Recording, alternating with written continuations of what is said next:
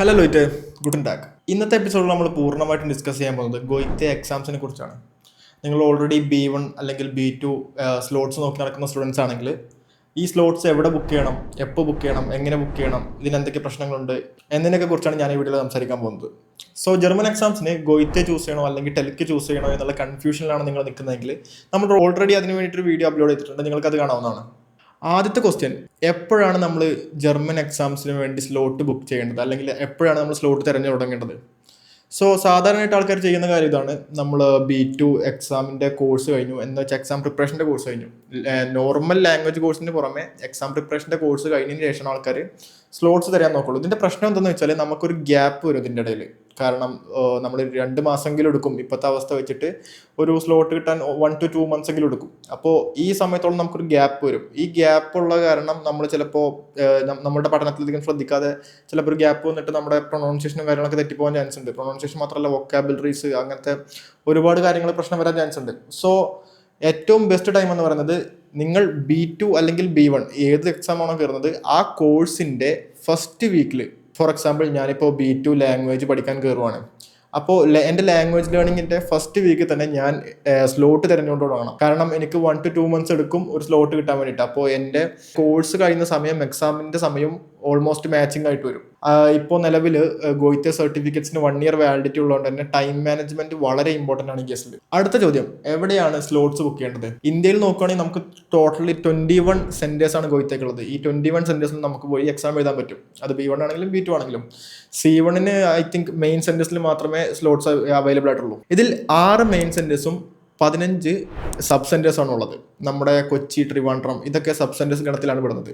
ഇന്ത്യയിൽ ഇത്രയൊക്കെ സെന്റേഴ്സ് ഉണ്ടായിട്ടും കുറച്ച് പേര് മലേഷ്യ, ദുബായ് എന്നീ സ്ഥലങ്ങളിൽ പോയിട്ട് എക്സാം എഴുതുന്നവരുണ്ട്.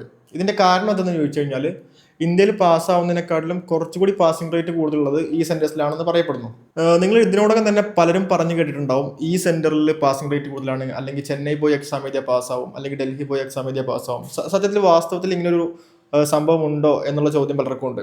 ഗോയിത്തെ സെന്ററിന്റെ ബേസിക്കലല്ല സത്യം പറഞ്ഞാൽ അതിന്റെ പാസിംഗ് റേറ്റ് കിട്ടുന്നത്. ഓരോ നമ്മുടെ ജഡ്ജ് ചെയ്യുന്ന നമ്മുടെ പ്രൂഫർമാർക്ക് അനുസരിച്ചാണ്. കാരണം ഓരോ മനുഷ്യന്മാരും നമ്മളെ വ്യത്യസ്ത തലത്തിലാണ് നമ്മുടെ ലാംഗ്വേജ് സ്കിൽസിനെ ജഡ്ജ് ചെയ്തുകൊണ്ടിരിക്കുന്നത്. അവർക്ക് പ്രോപ്പർ ആയിട്ടുള്ള ജഡ്ജിങ് പാറ്റേൺ ഉണ്ടെങ്കിലും പലപ്പോഴും പല സെന്റേഴ്സും പാസിംഗ് റേറ്റിൽ മാറ്റം ഉണ്ടാവാറുണ്ട്. ഉദാഹരണത്തിന് ചെന്നൈ, ഡൽഹി, കൊൽക്കത്ത ഇതുപോലുള്ള സെന്റേഴ്സും അതുപോലെ ചില സമയങ്ങളിൽ ട്രിവാൻഡ്രം, കൊച്ചി ഈ സെന്റേഴ്സും ഹൈ പാസിംഗ് റേറ്റ് ആയിട്ട് വരാറുണ്ട്. ഗോവ, ബാംഗ്ലൂർ ഇതുപോലത്തെ സെന്റേഴ്സൊക്കെ ലോ പാസിംഗ് റേറ്റ് ഉള്ള സെന്റേഴ്സിന്റെ ഗണത്തിലും പെടാറുണ്ട്. ഇത് പല സമയങ്ങളും മാറിക്കൊണ്ടിരിക്കും. നിങ്ങൾ നിങ്ങളുടെ ലാംഗ്വേജ് സ്കിൽസിൽ പൂർണ്ണമായിട്ടും കോൺഫിഡൻ്റ് അല്ലെങ്കിൽ ചിലപ്പോൾ നിങ്ങൾക്ക് ഇതുപോലുള്ള പാസിംഗ് റേറ്റ് കൂടുതലുണ്ടെന്ന് പറയപ്പെടുന്ന സെന്റേഴ്സിൽ പോയി നിങ്ങൾക്ക് എഴുതാവുന്നതാണ്. ഇനി പറയാൻ പോകുന്നത് ഗോയിത്തെ നമുക്ക് തരുന്ന 2 ടൈപ്പ് ഓഫ് എക്സാംസിനെ കുറിച്ചാണ്.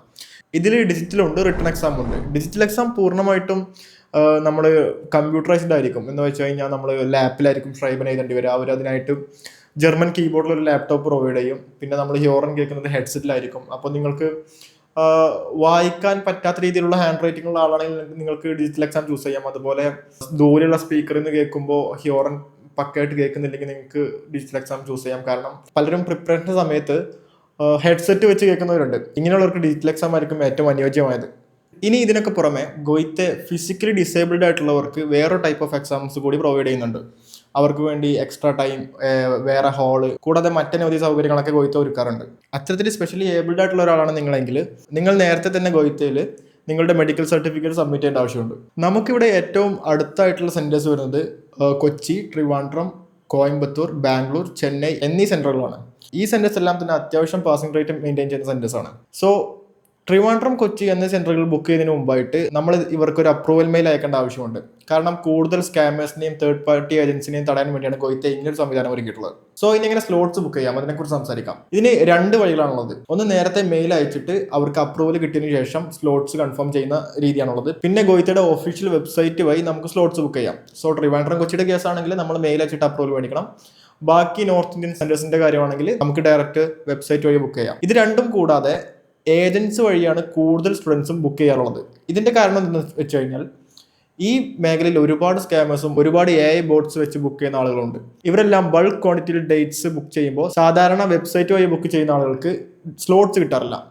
സോ നിങ്ങൾക്ക് സ്ലോട്ട്സ് ബുക്ക് ചെയ്യുന്നതിന് വേണ്ടി ഒരു തേർഡ് പാർട്ടി ഏജന്റിനെ സമീപിക്കാം.